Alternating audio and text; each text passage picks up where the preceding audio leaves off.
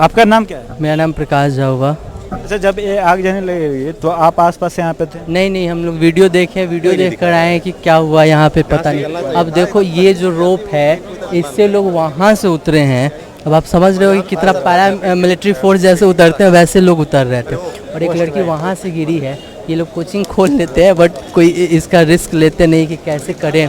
इसके जब ये थे आग विनाशक यंत्र रखे जाते हैं सारे कोचिंग संस्थान में, उसके गैस रखे जाते हैं, उसके बावजूद भी इतनी बड़ी दुर्घटना लगी। रखे जाते हैं, उसको सिखाया नहीं ना जाता है कि कैसे यूज़ करें। आप कोई भी कोचिंग में जाओ, सब कोई डब्बा में पैक करके रखे हुए, सब कोई डब्बा में बैठा रहे हैं, लेकिन ये नहीं बता रहे हैं कि अगर कुछ कोई संकट का समय आया तो कैसे इसमें से निकले, क्या हो अगर भूकंप आ जाए। ट्रेनिंग नहीं दिया जाता है, हाँ उसको कैसे यूज करें। अगर एक क्लास ये गलत हुआ है, जो भी हुआ है गलत हुआ है ये। और इसके जिम्मेवार कौन है? गलत हुआ है जिम्मेवार कौन? संस्था होगी जो आप इतना छोटा छोटा जगह पे काम कर रहे हो। और हर एक कोचिंग का ये चीज़ है, ये नहीं कि सिर्फ इसका। आप यहाँ पे आप देख लो जितना यहाँ पे जितना है वहाँ पे सबका यही हाल है। सब कोई का स्केप। क्लासरूम में इतने ऊपर जो है कितने स्टूडेंट पढ़ते हैं? यहाँ पे नहीं भी पढ़ते हो तो 250 से 300 का बैच से कम कोई स्टार्ट ही नहीं करता है। 300 यहाँ पे अगर संस्कृति का छोटा सा क्लासरूम है तो 300 का बैच होगा, उससे कम का कोई लेना देना ही नहीं।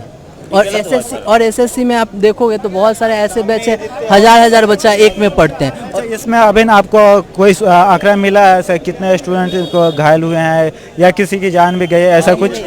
जान आपको कोई जानकारी है सर? कौन सी जानकारी चाहिए? यहाँ पे जो स्टूडेंट उतर रहे थे उनके साथ दुर्घटना कितना का साथ हुआ ये संख्या? बैच का छात्र था। एक लड़की के उतरते टाइम में डक्ट पैर में लगा है तो यहाँ पे फट गया है, उसको गंभीर लगा है। और लगी कईयों को ज्यादातर उतरते टाइम लगी है। और जो जंप नहीं करना, हाथ में रस्से की वजह से छिली है, बहुत सारे के लगे। किसी की जान जाने की आशंका है? नहीं, लगभग गंभीर चोट 2-3 को आई है। अच्छा, गंभीर चोट है। लेकिन अभी जब पीछे से एक बार दिखाने की कोशिश है, तार बांधा हुआ है, तार के सहारे लोग उतर रहे थे और इसी के बीच कोई नीचे गिर भी जा रहे थे। और भी लोगों से जाने की कोशिश कर रहे हैं यहाँ पे क्या ऊपर से बंदा आएगा, ये देखो सर।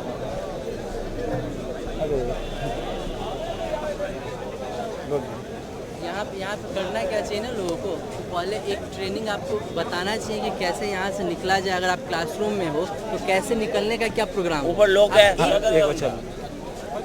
अच्छा, जो यहाँ के निष्कासी गेट है वो कितने चौड़ा है? अरे निष्कासी गेट यहाँ पे 4-4, 5-5 फीट का होता है। एक बार जब आप बैच छूटता है ना तो बैच छूटते समय बच्चा का इतना हिंड्रेंस एक साथ आता है। किसी में भी लिफ्ट की व्यवस्था नहीं है, किसी भी बिल्डिंग में लिफ्ट यहाँ पे किसी में लिफ्ट का व्यवस्था नहीं है।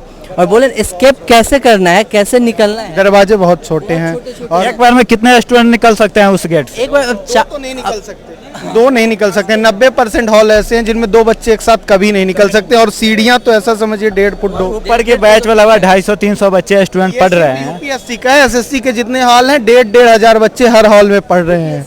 एसएससी वाले लोग का खराब है यहाँ पे। हाँ, एसएससी वाले हॉलों में हुई होती तो कम से कम 50-100 की जान चली जाती। जो मतलब रास्ता एक लोगों के लिए जाने की रास्ता है, अगर आग जनी होता है तो मैक्सिमम होता है ऐसे एक भीड़ में सभी निकलने की कोशिश करते हैं। तो उस बीच सीढ़िया से क्या लोग निकल पाए हैं या बाहरी रास्ते से? सीढ़िया से कोई नहीं निकल पाया नहीं। और उधर से भी शायद जाम था, जो आए हैं सब यहीं से आए हैं, इधर से आए फिर उस पार से कूदे हैं। रेस्क्यू टीम कितने देर में पहुंची थी? रेस्क्यू टीम के मुझे पता नहीं कितने देर में आई। आ गई थी करीब 40 घंटे बाद, 1 घंटे बाद लगभग सभी लोग बाहर आ गए होंगे। लोग आ चुके थे, खुद से सारे लोग बाहर आए हुए थे। उसके 1 घंटे बाद यहाँ पर दिल्ली पुलिस आई थी और रेस्क्यू टीम भी आई थी। पुलिस सबसे बड़ा बात है ना, पुलिसकर्मी और वो फायर ब्रिगेड वाली टीम लगभग 1 घंटे के बाद आई है। 1 घंटे बाद वो भी दिल्ली में पहुंच रही है। यहाँ पे पहुंच रही है। और यहाँ पर जो मौजूद यहाँ पर स्थानीय लोग थे, यहाँ पर गद्दा उन्होंने बिछाया। गद्दा बिछाने के बाद हथौड़ा, कोचिंग वाले थे, कुछ कोचिंग वालों ने भी मदद किया, कुछ टीचर भी आ गया है। बाकी पुलिस प्रशासन तो बहुत देरी से उन्होंने मदद यहाँ पर की। हथौड़ा ला करके ये खिड़की तोड़ी गई जो आप सामने देख रहे हैं, या यहाँ से भी कई बच्चे बाहर आए हैं। अच्छा, इस बिल्डिंग को कैसे किस प्रकार से सुधार किया जाना चाहिए? क्योंकि एक लोग अगर उस रास्ते से जा रहे हैं तो एक हॉल में लगभग 250, 300, 400 बच्चे पढ़ रहे हैं। एग्जिट और इंटर के स्पेस बहुत कम है। सीढ़ियां में 2 लोग से ज्यादा तीसरा मैक्स टू मैक्स जा ही नहीं सकता, इतने कम स्पेस है। सबसे पहले स्पेसियस। ये जो बिल्डिंग है क्या अप्रूव्ड है? अप्रूव्ड है? अप्रूव्ड तो पता नहीं, हो तो गवर्नमेंट ही बताएगा। शायद इतनी पब्लिक के लिए तो बिल्कुल नहीं होगी। क्योंकि अगर 300-400 की बैच चल रही है तो मुझे नहीं लगता से हाँ एक लोग के जाने वाले रास्ता को अप्रूव किया जाए इस बिल्डिंग को। और भी हाँ मुझे लगता है ना कि सबसे पहले मैनेजमेंट को सोचना चाहिए कि जब आप इतना बच्चा को ला रहे हैं तो आप ऐसा जगह पे ले जाओ जहाँ पे वो आप आसानी से जा सके, आसानी से निकल सके। यहाँ पे 1.5-2 फीट का सीढ़ी का रास्ता है, कोई मेंटेनेंस नहीं है, कुछ नहीं है, वैसे में रखना तो अच्छा बात नहीं है। और ये लोग इतने बड़े लेवल पे काम कर रहे हैं, आपको देख के, वीडियो से देख के, यूट्यूब से देख के लोग आते हैं और इतना भरोसा करके आते हैं कि हम पढ़ने जा रहे हैं। अब सोचिए जो लड़की वो गिरी है, वो भी तो बेचारी IAS बनने आई थी, उसका अब क्या हाल हुआ होगा। अब सोचो आप वहाँ से गिरी है यहाँ पे, कितना हालत ख़राब हुआ होगा उसका, कैसे होगी वो, किस तरीक़ा से होगी पता नहीं। मैनेजमेंट को चाहिए कि सबको पहले बताए कि संकट के समय में कैसे वो वहाँ से निकले। कोई अगर भूकंप आ जाए तो कहाँ पे जाके छुपे, सबका मैनेज होना चाहिए, तब जाके मैनेजमेंट होता है। ऐसे सिर्फ आप कोचिंग खोल दिए, 500 बच्चा को डाल दिए कि हाँ पढ़ते जाओ पढ़ते जाओ पढ़ते जाओ, ये सही नहीं। आपदा प्रबंधन जो पढ़ाए जाते हैं वो सिर्फ पढ़ाए ही जाते हैं, पढ़ाए जाते हैं, सिखाए नहीं जाते हैं। अब देखो जैसे कि वो अपने एम्प्लॉय को सिखाए रहते तो ये घटना नहीं नहीं। अब जैसे कि आप देखो कि पर्यावरण के बारे में तो बताते हैं, लेकिन पर्यावरण के बारे में कहाँ बताते हैं। बैठे होते AC में, बोलते क्लोरोफ्लोरोकार्बन मत निकालो, और बताते हैं वहीं पे जहाँ पे वो खुद AC में बैठे हुए, अब बोल रहे पर्यावरण का रक्षा कीजिए। खो ही नहीं रहा, बस केवल ऊपर ऊपर बोला जा रहा है। भाई अगर कोई भी संस्थान है तो उसमें इमरजेंसी एग्जिट तो एवरीडे फॉलो, हर कोचिंग कोई भी संस्थान हो सबको फॉलो करना चाहिए। भाई फायर एक्सटिंग्विशर है किसी में मुखर्जी और किसी भी कोचिंग में क्या 2 गेट है? बिल्कुल, आप दृष्टि में चले जाइए, आपको सारी चीज़ें मिलेंगी, 2-2 तरह से एग्जिट गेट मिलेगा, सारी चीज़ें मिलेंगी आपको।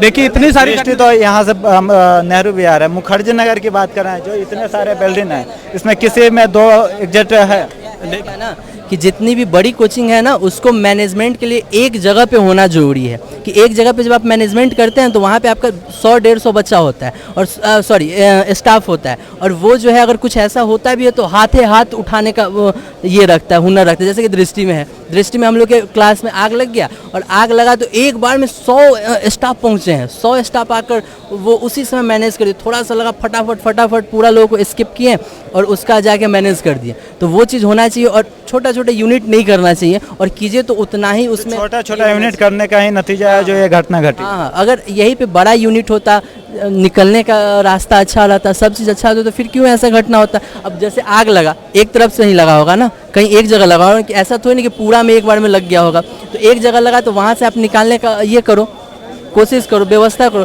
टीचर तो निकल गए होंगे, टीचर कहाँ से निकलेंगे आप सोच के बताओ।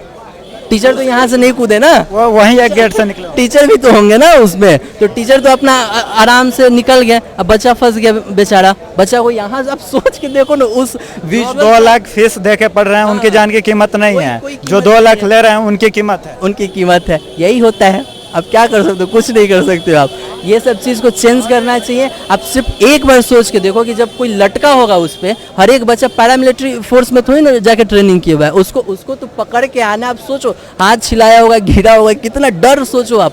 जब वो पकड़ा होगा तो उसका डर सोचो, कितना भयंकर डर होगा। ये सब चीज़ को मैनेजमेंट को सोचना चाहिए कि मैनेजमेंट कैसे करे, किस हिसाब से करे, मैनेज कैसे करे। ये सब हर एक कोचिंग को चाहिए, हर एक SSC का हो, कोई और हो। पैसा आप बढ़ा लो लेकिन सेफ्टी दो। यहाँ पे बाहर आता है तो कोई आदमी आपके भरोसे पे आ रहा है, किसी कोचिंग के भरोसे पे आ रहा है। यहाँ के विद्यार्थी जो यहाँ पे घटनाएं घटी उसको बहुत अच्छे तरीके से बताएं, और क्या निवारण होना चाहिए, क्या इस समस्याओं से दूर कैसे हो सकता है, इस चीज़ को वो जो फील किए हैं वो बताएं। बने रहिए हमारे आवाज़ न्यूज़ के साथ, आगे की अपडेट देते रहेंगे। धन्यवाद।